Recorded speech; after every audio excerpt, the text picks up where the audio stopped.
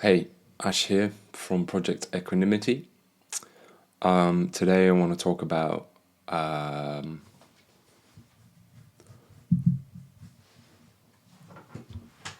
positive and negative energy in relationships. So this is not going to be any kind of relationship guidance or counseling. I'm probably the worst person to speak to about these kinds of things. But I've just been through something recently which was quite fascinating. You could call it a karmic cycle because the situation with this person echoed the exact same situation in the past, like the previous 5 relationships I've been involved in. Exactly the same. And after the last one, I took complete time out. It didn't even affect me that badly. It was just like, hold on, what's going on here? Why does this situation keep presenting itself? Why is it the exact same thing? What am I doing in this situation? Not the other person, because they're just the same people in different skin, right? Identical dynamics. So I took myself off and, you know, really looked at it, really researched it, read about it, meditated on it, reflected on it, wrote about it, just looked at all the things that I do or have done in the past and my kind of repeated relationship patterns, where they come from, why they're there, and looking at both positive and negative aspects of myself, what I like about myself, what I don't like about myself, or did and didn't. I met this person and got pulled in very quickly. You know, like a moth to a flame. You see someone and they're glowing, and you're like, "Oh my god, I want them." And it's been going on for a few months now, back and forth, back and forth. And at each step, I was just way more conscious of what was going on, what this other person was doing, and what I was doing. So I didn't need to react straight away. I could just sit back and thoughtfully respond. And basically, what I've come to realize is when someone runs away from you, they want you to chase them. And the reason they will say, no, no, I don't want to be with you, or I've got this, blah, blah, blah, they want to be chased, basically. If you feel this attraction from them with every fibre of your being, yet their words are the exact opposite, then go with your instincts, man, because what you feel is what they're transmitting to you. You're a receiver and a transmitter. They're a receiver and a transmitter, okay? So if you find yourself going, I just don't get this person, like, I feel total love from them, but they're saying no, they're saying the opposite of that. It's because they want you to chase them, okay? And, that happens pretty much in every relationship. It doesn't happen so much in friendships, does it? Or at least we're not conscious of it because there's no end goal with a friendship. It just is a friendship. With more intimate relationships, the the thing to look out for is that if someone feels the need to run away from you, it's fine, but it's part of our weird human mating dance, shaking our feathers about attraction and all that. And this is absolute law of attraction, by the way. But if they continue to do that, it's because they need to have control in a situation that they feel they have no control in. If they think they're the bee's knees, it's usually because they're quite insecure. If they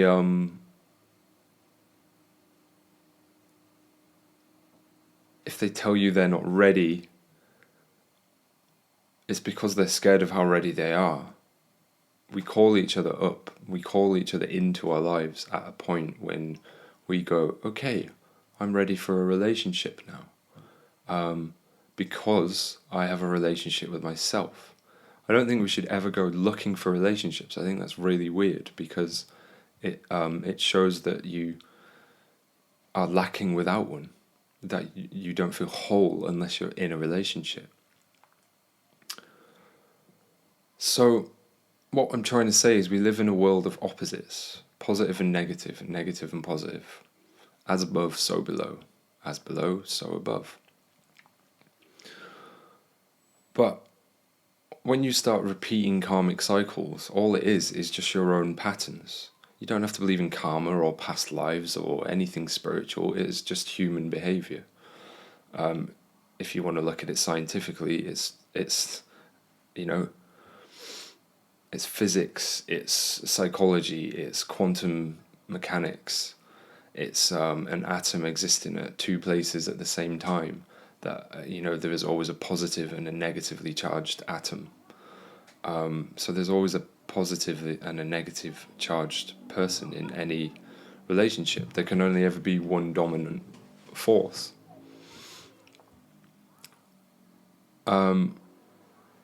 But what I want to get to is that doesn't have to be the case.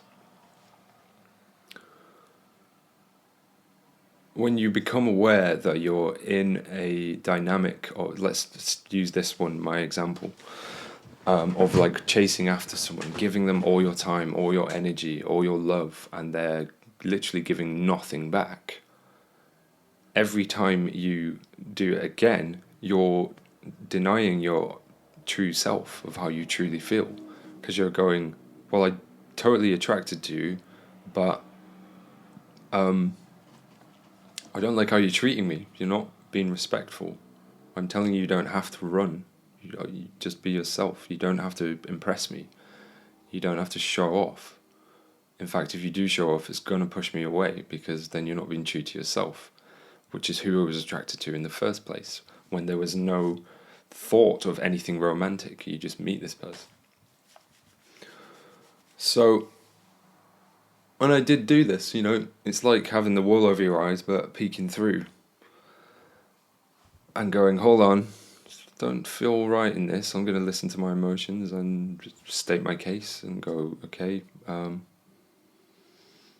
what do you mean by this? I just don't feel comfortable in this situation. I really like you, but... And at no point do they say, no, I don't like you. They just procrastinate and just, oh, I'm not ready. Oh, I'm not over my ex. Or, like me, eventually it gets to the point where they do all this and I continue to give love and openness. And then they go, oh, I'm actually, like, with someone else. Or I fancy someone else or whatever.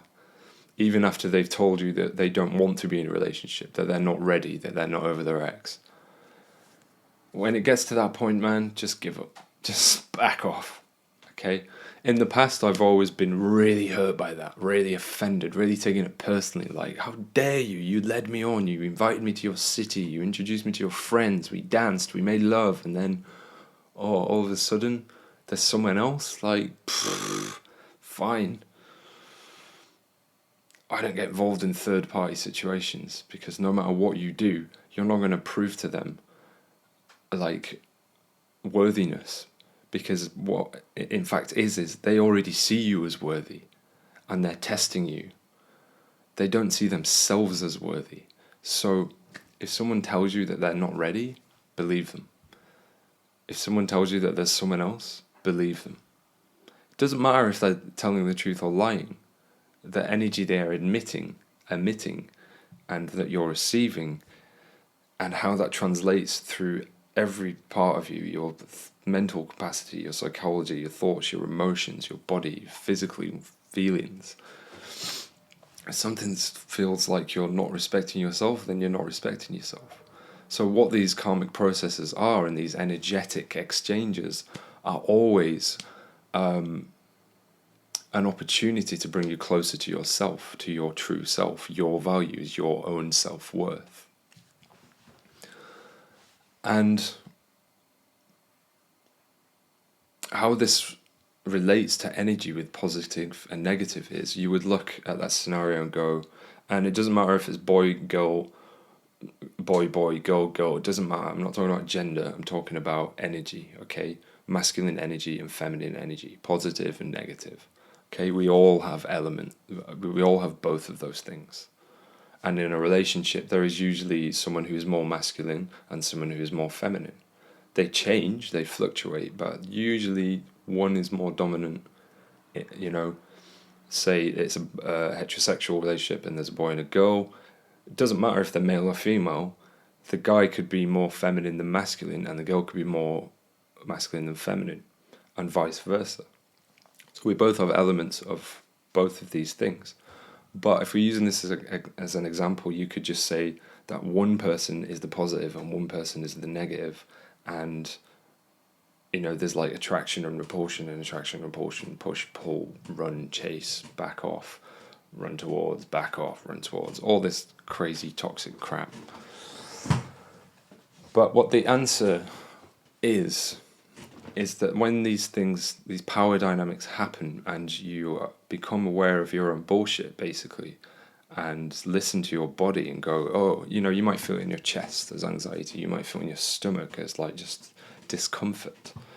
These are your emotions telling you that something is wrong. So listen to them. Don't freak out about it. I mean, you're allowed to freak out, but get to a point where you go, what is this telling me? I feel uncomfortable. Why do I feel uncomfortable? Because this person is acting like this and it reminds me of the past, but when you do that, you come back to presence and go, well, I don't need to be a part of that anymore. Playing mind games is for children. When you've played the same board game, 50 times, you come to predict what will happen, and it always does. So you don't have to play it. You can just walk away from that game and just be yourself. And the way it relates to energy is,